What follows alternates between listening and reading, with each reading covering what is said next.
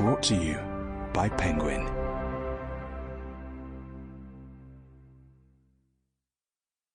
The Fall of the House of Usher by Edgar Allan Poe. Read by Catherine Bailey and Tom Ravenscroft. If you're coming to this Penguin classic for the first time, then we'd recommend that you skip the introduction for now and return to it later, as it contains details of the plot.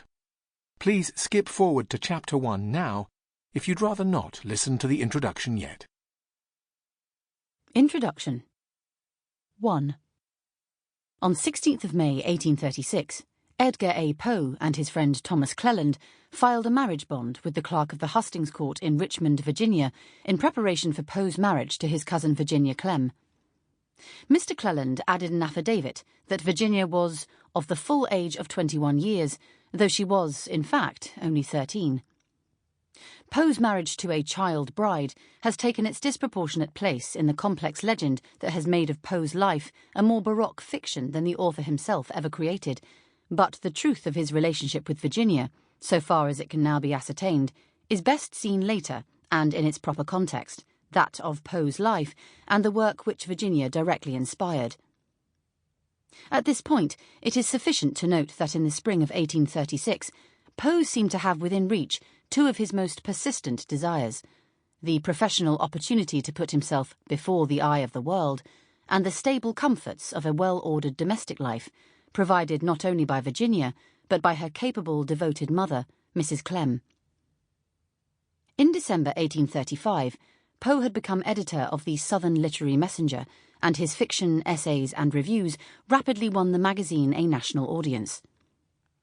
Life in a Richmond boarding house, with Poe's meagre salary, supplemented by Mrs. Clem's industry as a seamstress, may seem a humdrum existence for an aesthetician who so persistently reiterated the principles of beauty and ideality, but for Poe as an artist it was a fruitful time, and in comparison with the desperate circumstances in which he had found himself in the years following his discharge from West Point and his appointment as editor of the Messenger, these months in Richmond could hardly have been an unpleasant interlude.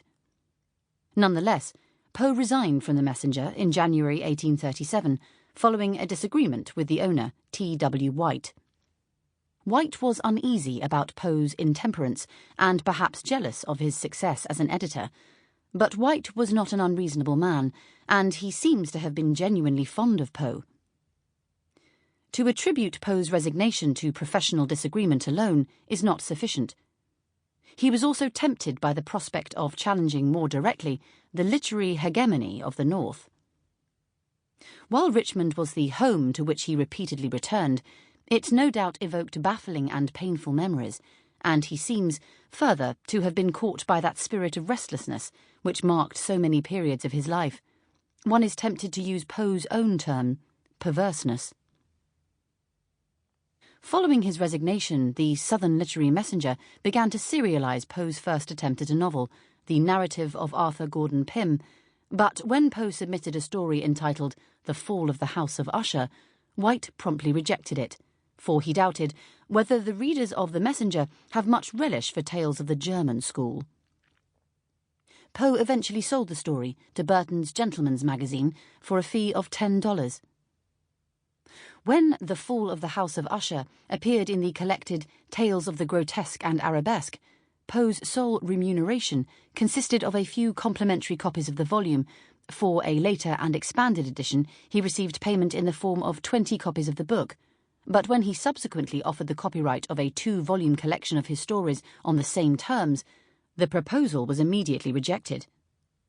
Poe's brief letter to the Philadelphia publishers Lee and Blanchard, in which he suggests that you receive all profits and allow me 20 copies for distribution to friends, is a pathetic document in the life of a man who, even when greeted with wide popular acclaim, could do little more than maintain a genteel poverty, and often not even that.